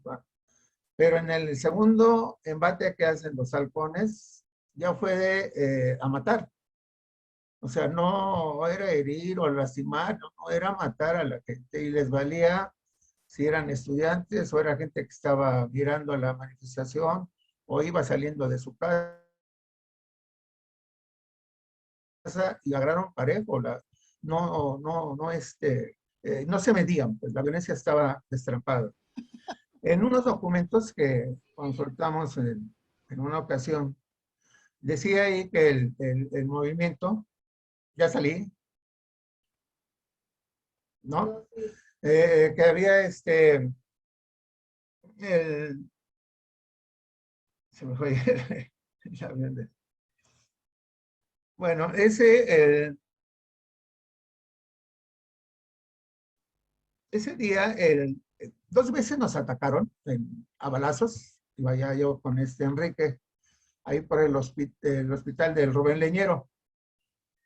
Y logramos escondernos por una compañera que tenía un familiar en una de las calles que estaba en diagonal hacia el hospital. Y cuando pasa una camioneta gris que eran del gobierno del Distrito Federal, iba en la parte de atrás muchos muchachos que parecían estudiantes, y comentábamos, digo, pobres cuates, ya los agarraron, ojalá y se puedan pelar o escapar. En eso se arranca iba pasando, se frena la camioneta, se echa en reversa y nos comenzaron a balacear. Corremos hacia la calle y tras de un carro nos resguardamos. Vienen a unos compañeros que iban un poquito adelante de nosotros, como que ellos los agarraron de blanco. Y nosotros quedamos ahí en la casa de esta compañera. Nos abren, entramos ahí, nos guardan en el garage de la casa. Pero en diagonal, por una de las rendijas, se veía el hospital, el Rubén Leñero. No recuerdo la hora, pero ya comenzaba un poco a oscurecer cuando se oyó un golpe fuerte y como que se rompían vidrios. Nos asomamos por la hendidura esa y se veía el hospital. Con una camioneta le habían pegado a la puerta y se empezaron a oír gritos y balazos. Estuvieron ahí rematando a la gente que estaba herida o sacándola. Eso, vamos. Después fuimos armando lo que pasó, pero lo que vimos fue que esa camioneta golpeó ahí, baja gente, entra y comienzan a oírse disparos dentro del hospital. Bien. Ese grupo de los halcones, según unos documentos, se formó desde 1960 9. Yo digo que desde antes porque, o mi hipótesis es esa, porque los halcones vienen a sustituir al batallón Olimpia. Y de esa forma, los halcones, cuando actuaran, ya iban a decir que eran estudiantes y se liberaba de la culpa a los militares o en ese caso al grupo específico violento que eran el batallón Olimpia. Bueno, desde ahí nace o lo comienzan a hacer. Si el presidente Díaz Ordaz y el secretario de Gobernación, Luis Echeverría, estuvieron enterados y son cómplices del 68 con su primer genocidio que hacen, y forman un grupo específico, entrenado en artes marciales, en disparar armas de fuego, manejo de arma blanca, golpear, etcétera, etcétera, y tienen como objetivo único enfrentar, para masacrar, matar, desaparecer, herir estudiantes. Esa creación, esas personas generaron ese grupo para hacer un genocidio. Yo insisto mucho, la masacre del 10 de junio y la masacre de Tlatelolco, con todos sus inter que hubo, la toma del Politécnico, el bazucazo de la preparatoria en el centro, etcétera, era un objetivo claro: matar a quién, estudiantes. Y si el objetivo de esos grupos eran tan específicos en las órdenes que recibían y en cómo lo cumplían, se le llama genocidio. Y esos dos grandes culpables, esas dos cabezas enfermas, son Luis Echeverría y Gustavo Díaz Ordaz. Obviamente, con militares de rango, que fueron los que formaron a este grupo que enlutó muchas casas, muchos hogares, y se le quitó la vida a futuros técnicos, a futuros profesionistas, a trabajadores, a señores que iban saliendo, etcétera. Con eso termino mi plática pequeña, para mi testimonio, para que continuemos escuchando a los demás. Gracias. Gracias, Jesús. Ya para concluir, alguien quisiera resumir esta plática que tenemos para recordar la masacre del 10 de junio del 71, un jueves de Corpus, y se repite este jueves también. Este jueves es 10 de junio. Entonces son 50 años, se perdieron las vidas de muchos compañeros. Ya habló Enrique de su hermano Francisco. Yo era muy amigo de Jorge de la Peña. Lo recuerdo a los dos mucho. Y prácticamente para mí el 10 de junio fue como un abrir de ojos, donde yo también me consideré que valía yo más vivo que muerto. Y opté, en cierta forma, cambiar un poquitito del ritmo de mi lucha por las causas sociales, y opté por el periodismo. Y al final de cuentas yo también fui perseguido, fui buscado, y tuve que también medio huir también para esconderme, para evitar ser retenido. Y ya después, con el paso del tiempo, me encontré a Joel Ochoa en Los Ángeles. Yo ni sabía que estaba en Los Ángeles, California, y ya involucrados en algún tipo de trabajo laboral con los migrantes en Estados Unidos. Y yo después también me involucré mucho con el movimiento de los campesinos, con César Chávez, y al mismo tiempo también me involucré mucho con el teatro chicano, porque yo venía del grupo de los teatros Los Mascarones, que los Mascarones en su tiempo reclutaron a todos nosotros de la Prepa Popular de Tacuba y de la Prepa Popular de Liverpool. Y gracias a esa fusión de los dos grupos, Francisco Villa de Tacuba y Emiliano Zapata de Liverpool, con Mascarones logró tener el impacto que tuvo en su época, tanto en el movimiento chicano como en el movimiento latinoamericano de teatro. Entonces, esa pauta de la participación mía dentro del 10 de junio me abrió los ojos para poder meterme en otros asuntos muy relacionados también con la lucha artística y la lucha cultural, y también con el movimiento chicano. Pero yo recuerdo mucho a Francisco y recuerdo mucho a Jorge de la Peña, éramos compañeros muy cercanos a mi persona, y siempre los recuerdo y siempre los tendré en mi mente y en mi corazón. Yo prácticamente termino así mi presentación de cómo salí vivo, pues yo digo de milagro. Recuerdo que, no recuerdo muy bien, ahí en la normal había una cerca, ya dentro de la normal, y estaban disparando de una iglesia, no sé, hay una iglesia que está a un lado ahí, no recuerdo. Y un compañero salió herido ahí, llegué ahí y él murió en mis brazos. Y no sé cómo le hice ni cómo me zafé de esa, que llegué atrás, donde estaba, creo que había, no sé, la facultad, pero había donde hacían las autopsias, parece, no me acuerdo muy bien.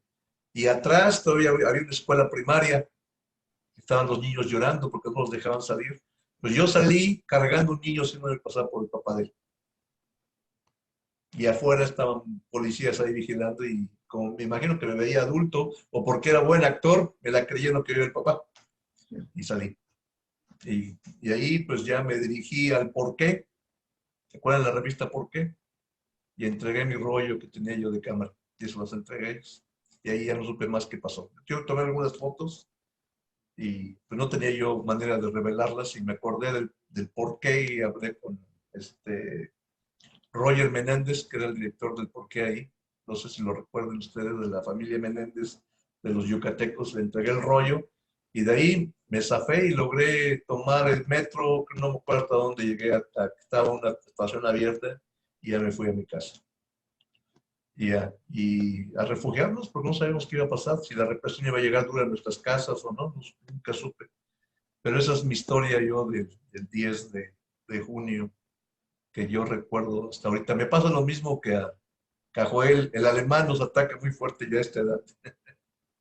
Entonces, es lo que yo recuerdo, es con lo que yo puedo yo recapitular y le doy la palabra a quien quiera ya concluir, a Jesús, Joel, no sé si todavía está por ahí el Napo creo que sí, todavía sigue, o Severiano, alguno de ustedes quisiera concluir. Y me gustaría saber más bien qué es lo que va a pasar ahora con todos nosotros que ya prácticamente somos menos, pero recordamos mucho y hay nuevas generaciones y creo que el movimiento está dividido entre los que están a favor del presidente actual o los que no están o los que están en contra de él. No sabemos exactamente qué está pasando en México, nosotros que estamos fuera desconocemos mucho de lo que está ocurriendo dentro del México que dejamos hace tiempo.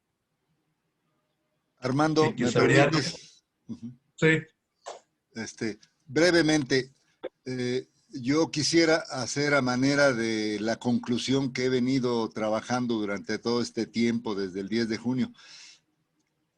El movimiento no se dividió, las bases se confundieron quizás, pero con quien sí nos deslindamos, y eso es una gran cosa, haber hecho el deslinde con la línea política que traían los expresos políticos, exlíderes, que ya eran una especie de voceros de la línea política de Echeverría, el haberla rechazado, el haberle ganado las votaciones, el haber salido en marcha, es una de las herencias del 71. Es decir, se impidió que la línea de control, de ruptura de la independencia y de empezar a entrar a una espiral descendente con los congresos que querían hacer, con la institucionalización del movimiento y eso, se logró romper. Se rechazó la apertura democrática y eso fue muy bueno. Se desenmascaró a Luis Echeverría como represor y eso fue muy bueno, porque ya se estaba queriendo generar la imagen de que era de izquierda, que era democrático y que era amigo de los estudiantes.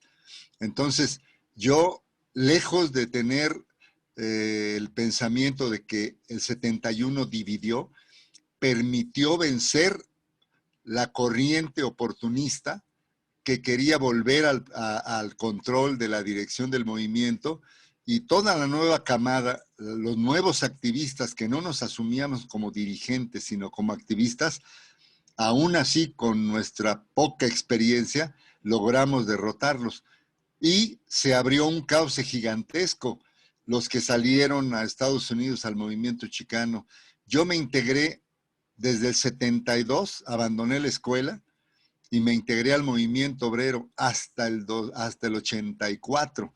Es decir, permanentemente en sindicatos, en luchas obreras, y no visitándolos, sino como obrero, trabajando en la fábrica, viviendo de mi sueldo, construyendo mi familia con eso. Entonces, eso fue una gran cosa. Otros compañeros se fueron al campesino, igual, a clavarse, pero definitivamente a cambiar el modo de vida, lo que llamábamos entonces la reeducación cultural y la integración al pueblo. Del únete pueblo, porque te están explotando, pasamos, unámonos al pueblo y luchemos junto a él. Y vamos sobre una revolución, un cambio estructural. Y logramos avances y logramos cosas, pero del 71 lo más importante es que impedimos que perdiera el movimiento su independencia, impedimos que volvieran dirigentes que ya no tenían una línea democrática y de lucha, impedimos que quisieran encerrar a los estudiantes solo en las escuelas. La represión de Luis Echeverría obligó a que la vanguardia, de la cual somos parte todos nosotros, saliera y buscara otras cosas en otros medios, en la comunicación, en la enseñanza, en el medio artístico, en los sindicatos. En todos lados hay manifestaciones del movimiento y hasta la fecha. El movimiento no le pertenece a ningún político, a ningún presidente, nadie es heredero de esto. El movimiento no necesita que nadie lo herede, ni que nadie diga que viene de ahí. El movimiento pertenece a las bases, a las masas. En cuanto haya otro movimiento, ese es movimiento estudiantil y pertenece a los estudiantes, y nosotros estaremos ahí para simpatizar y para apoyarlos. Es lo que quería decir. Me da muchísimo gusto compartir con compañeros que mantuvieron una línea de trabajo fuerte, dura, independiente, y que hasta la fecha reivindicamos esas banderas que reivindicamos en el 71. Les agradezco su invitación y espero seguirlos viendo, compañeros. Gracias, Severiano. ¿Alguien más ya para concluir un mensaje final? Joel, Enrique. Enrique, alzó la mano. Sí, gracias. Miren, sí es importante decir que el país que tenemos actualmente, con todos los bemoles que le podamos encontrar, es un país muy diferente en el que los desarrollamos en aquellas épocas, ¿sí? Y creo que este país actual es un producto, entre otras, de todas las luchas estudiantiles y populares, obreras y campesinas que se desarrollaron en la década particularmente del 70, ¿sí?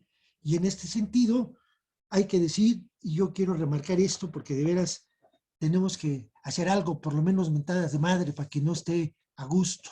¿Cómo es posible que se crea una fiscalía especial para los delitos del pasado, se lleva el caso a juzgados, se determina que sí fue genocidio lo del 2 de octubre, que sí fue genocidio, lo del 10 de junio, pero que no hay genocidas? Algo que solamente en nuestro país ocurre, ¿no?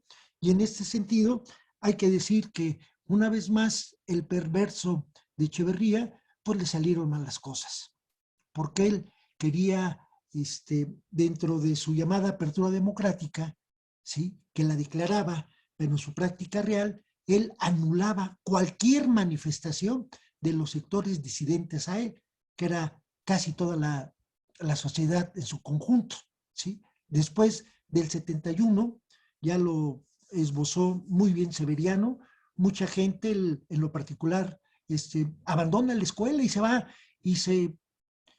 a un sector obrero, y así muchas gentes fueron a sectores campesinos, pero también muchos jóvenes, tal vez no con mucha conciencia, pero sí con mucha determinación, se fue a la lucha armada.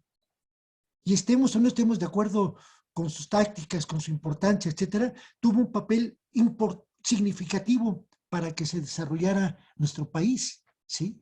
Y así entendemos que lo que quiere decir Luis Echeverría es: si hay participación, a mi manera y bajo mis reglas. Y obviamente nosotros, por nuestra naturaleza, íbamos a entrarle ahí. Nada más, para terminar, diré que los contingentes de la preparatoria popular fueron de los más golpeados en la represión del 10 de junio, ¿sí?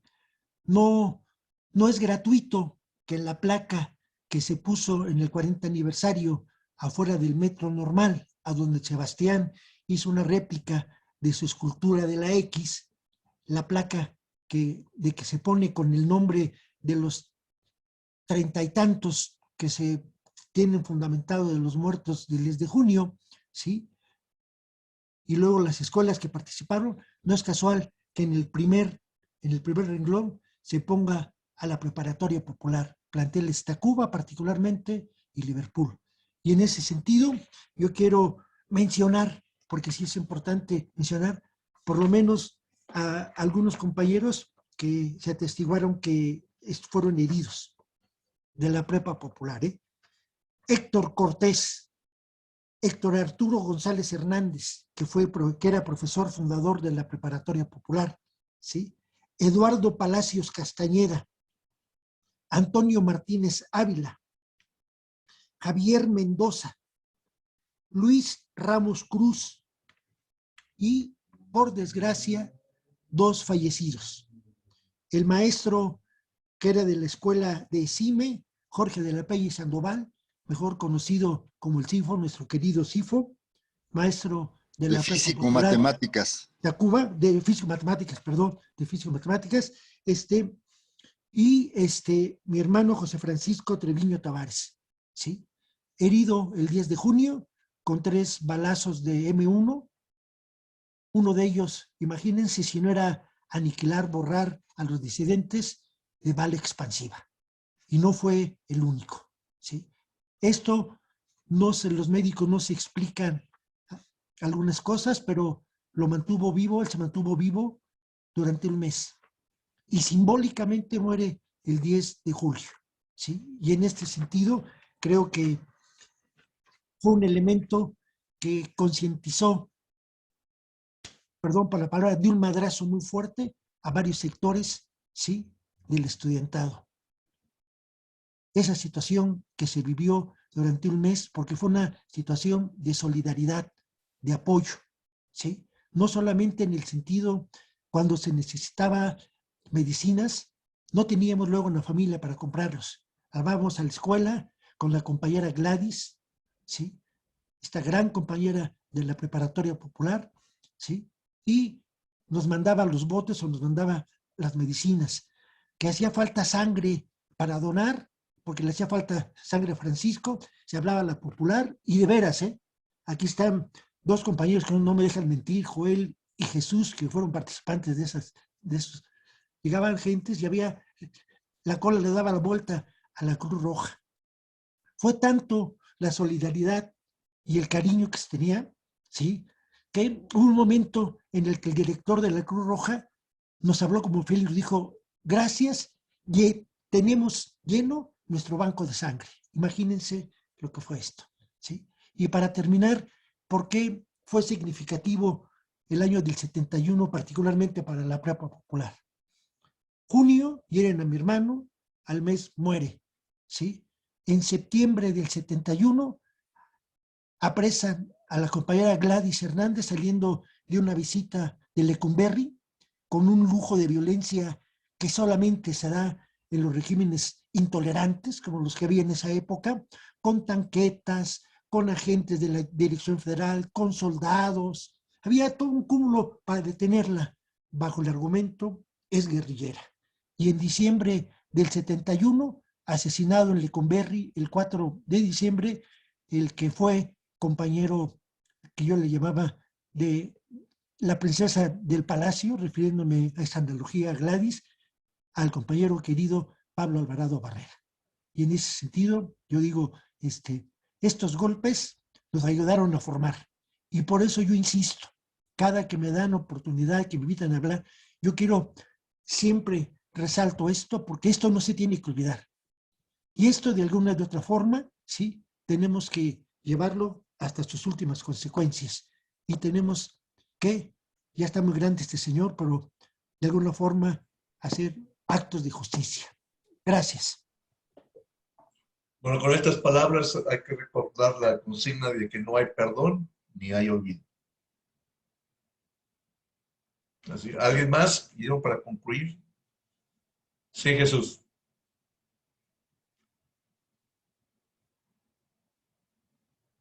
Tiene que abrir su micrófono, Jesús. Bien, es muy rápido. Si lo reconocemos que fue un genocidio, este no prescribe, no al silencio. Existen culpables.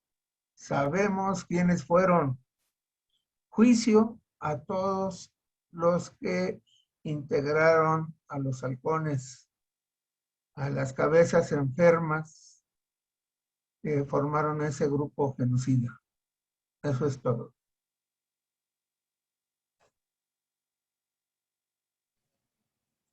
Gracias, Jesús. ¿Alguien más? ¿Ya? Joel, Carlos, Severiano. A ver, déjame un par de palabras, nada más para concluir. Bueno, Muchas gracias por la invitación a esta conversación tan especial hoy, dirigido pues al 10 de junio del jueves de Corpus de 1971. Yo creo que el 10 de junio marcó finalmente una manera de hacer política. Una manera de hacer política, una manera de plantearnos un movimiento más radical y un movimiento que efectivamente buscaba las reivindicaciones en distintos marcos, o sea, de lograr las reivindicaciones a nivel social, estudiantil, popular, de los trabajadores y de los campesinos. Era en realidad, digamos que el 10 de junio es el momento en que se plantea todo lo que se habló en 1968 durante las marchas, durante las movilizaciones, durante los experimentos, durante las brigadas. Obviamente hay que decir que el Estado mexicano es un Estado profundamente sanguinario, y no solo era Luis Echeverría, sino es todo el aparato del Estado, el ejército y el sector privado, que buscaban garantizar que la transición que estaba ofreciendo el gobierno echeverrista fuera una transición que les funcionara a los ricos de México. Hoy día yo creo que es muy importante ver en el México que estamos viviendo, en los momentos en que también vemos unas regresiones muy significativas, especialmente cuando vemos que el país está en un proceso de militarización, que está en un proceso en que las luchas de los campesinos, de los grupos indígenas, son luchas que no son escuchadas y que son incluso reprimidas, y la lucha de las mujeres. Yo creo que hay un nuevo florecer hoy día, un nuevo florecer que es violento, que es duro, que es difícil, porque incluso la violencia llegó al proceso electoral de una manera escandalosa, por el número de personas candidatos asesinados en esta campaña. Yo creo que en México tenemos una tarea muy grande, que es la tarea de realmente construir una alternativa social, buscar un camino y especialmente los jóvenes son los que van a transitar en ese camino de construir un país que sea un país justo. Ni perdón ni olvido, porque los asesinos siguen ahí juntos, están ahí incluso en el gobierno actual, si pensamos en individuos como el de la Secretaría de la Electricidad, que, que operaba en gobernación y que operaba muchos crímenes que ocurrieron en México, en esa secretaría, con el, pues yo diría, innombrable. O el reto que Echeverría, ya a los 90 y tantos años, el día que se vacuna, va a vacunarse a la ciudad universitaria. ¿Por qué no lo fue a hacer a otro lado? Porque una vez más nos presentó un reto de que en esta lucha, o sea, nos asesinó y todavía continúa manejando algunos hilos en el país. La soberbia de la clase en el poder, yo creo que es una soberbia enorme, y eso es a lo que nos tenemos que enfrentar. Y es a lo que nos enfrentamos, es lo que vivimos en 68, 71 como jóvenes, y hoy las nuevas generaciones pues tienen que crear su propia dinámica y su propio pues su propio planteamiento.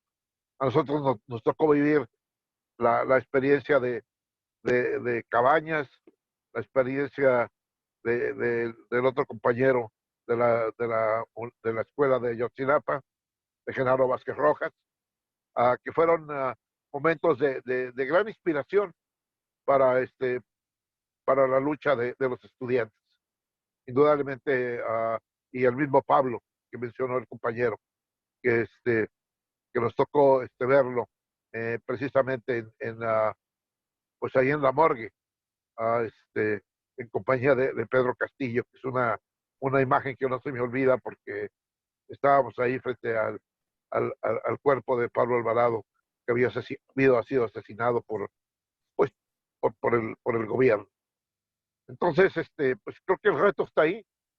O sea, hay que reescribir la historia, hay que escribir la historia desde el punto de los que la vivieron, y no de los que quieren hacer abuso de ella o darle otra interpretación. Creo que todavía estamos en ese tiempo, y pues los felicito por el intento de reconstruir y mantener la historia de nuestras luchas populares. Muchas gracias. Joel, ¿querías hablar? Sí, brevemente, nada más para decir que el 10 de junio de 1971 salimos a ejercer un derecho constitucional, y es el derecho que tenemos de expresar públicamente nuestras ideas. Así de sencillo es esto. Así de sencillo es esto. Y la respuesta que recibimos, pues fue una masacre. Fue una masacre en contra de los que queríamos expresar esas ideas. Ahora, coincido totalmente con el compañero Severiano. Quizá la diferencia es semántica en términos de la división, como la hablamos, como la planteamos. Pero de que después del 10 de junio, no únicamente levantamos nuestros muertos y nuestros heridos, también levantamos nuestro programa de trabajo, compañeros. Y a eso se debe de que nos fuimos a diferentes lugares. Concretamente, yo tengo que salir del país porque se me acusa ya no en el 71, sino que en el 73, a principios del 73, se me acusa de un delito que no existe. Y es el delito de intento de secuestro en contra de un sátrapa que se llamó Guillermo Soberón Acevedo, que terminó de rector en la Universidad Nacional Autónoma de México. Ese fue el problema. Ese fue el gran delito del cual se me acusa. Y es tan mala la sarna, el compañero Napoleón, es tan mala la sarna, como tú lo describes en términos de lo de Echeverría, que va y se vacuna en la universidad. Eso es sarna. Es la sarna de Echeverría que llega y dice, pues aquí estoy. Sí, una vez me descalabraron, me corrieron y todo, pero aquí estoy, ¿verdad?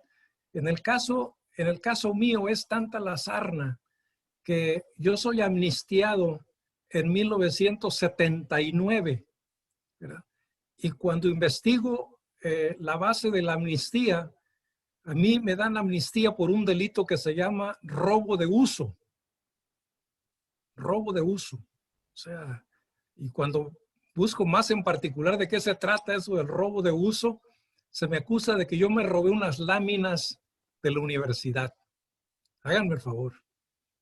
Entonces, por el delito de robo de uso, yo estoy recibiendo amnistía junto con los perseguidos, a prisioneros, exiliados, a políticos.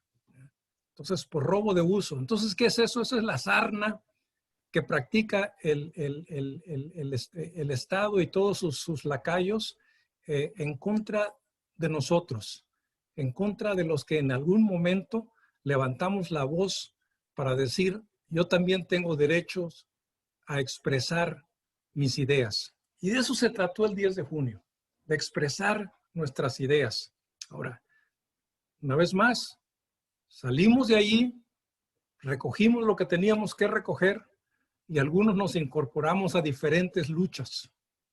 Y no paramos, nosotros no paramos de celebrar el 10 de junio, de honrar a los compañeros caídos, porque nuestra acción de todos los días los llevábamos presentes.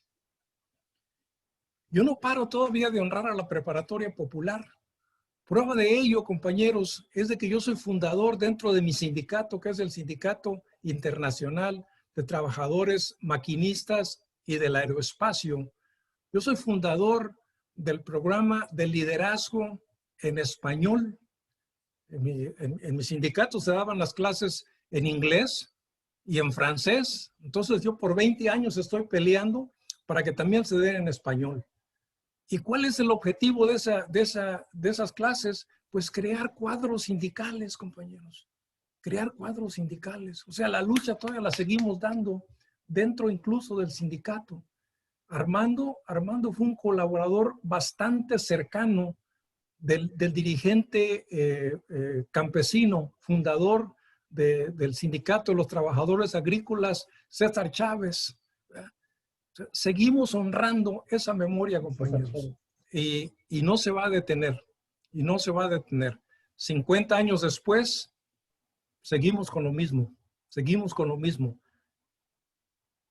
Los años 70 fueron años muy difíciles, ¿ya? A nivel internacional, y algún día vamos a ahondar sobre eso, y aquí estamos otra vez, y aquí estamos 50 años después, ante una posible nueva alternativa que vamos a tener que ser muy analíticos y vamos a tener que ser muy consecuentes, sobre todo con nuestra historia, para poder abordar toda esta nueva temática.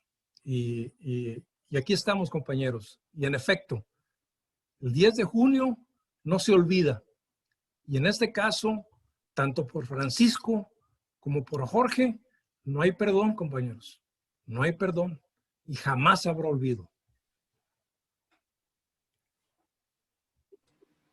Bravo. Pues con estas palabras, ¿alguien más ya para cerrar?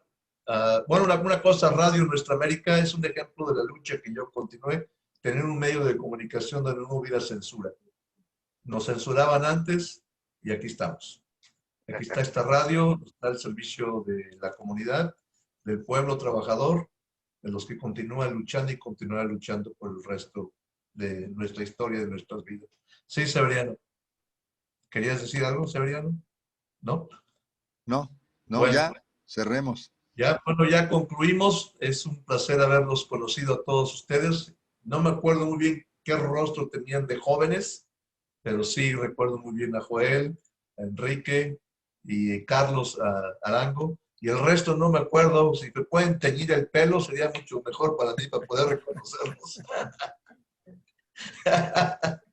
Bueno, un placer. Acaban ustedes de escuchar el programa de Radio Nuestra América en Estados Unidos y hacia Latinoamérica y el mundo. El programa Nuestra Historia. Este es un programa especial, por lo regular es de media hora. Casi nos aventamos hora y media, un poquitito más. Y como digo, que no hay censura, por medio de Radio Nuestra América podrán escuchar este programa en su totalidad. Y también en las redes subiré este programa para que las futuras generaciones o las generaciones actuales se enteren de todo el trabajo que realizamos y que vivimos hace 50 años. Muchas gracias a todos por su participación y no hay perdón y no hay olvido. La lucha continúa. Hasta siempre.